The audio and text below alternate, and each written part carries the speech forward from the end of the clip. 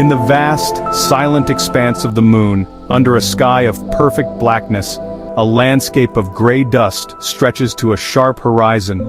For eons, this world has been seen as a dead, barren place, a place of magnificent desolation.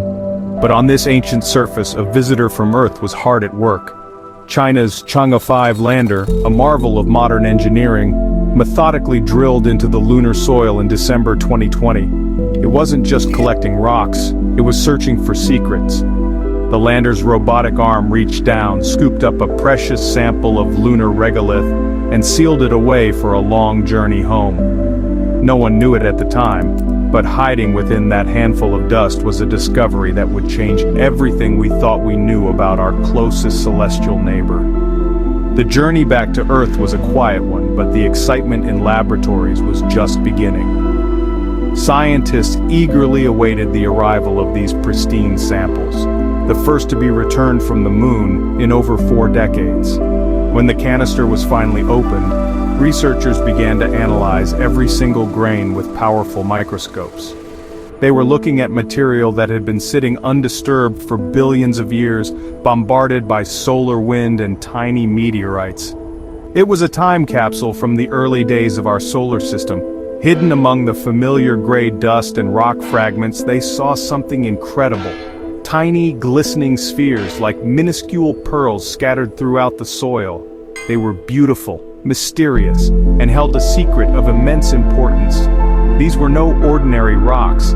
They were tiny beads of glass, smaller than a grain of sand, forged in the unimaginable heat of ancient meteorite impacts. When a space rock smashes into the moon, the force of the collision melts the lunar surface instantly. This molten rock is flung into the vacuum of space, where it cools rapidly into perfect glassy spheres before falling back to the surface. For decades we knew these beads existed, but the Chang'e 5 samples allowed us to look at them with unprecedented detail. The scientists at the Chinese Academy of Sciences weren't just admiring their shape, they were looking for something specific, something that life absolutely needs. They were looking for water. The tension in the lab must have been palpable. Using advanced instruments, the team analyzed bead after bead, and then they found it. Trapped inside the solid glass, protected from the harsh vacuum of space, were molecules of H2O, water. Not frozen in deep dark craters at the poles, but locked within these tiny glass treasures spread all across the lunar surface. It was a breathtaking moment of discovery.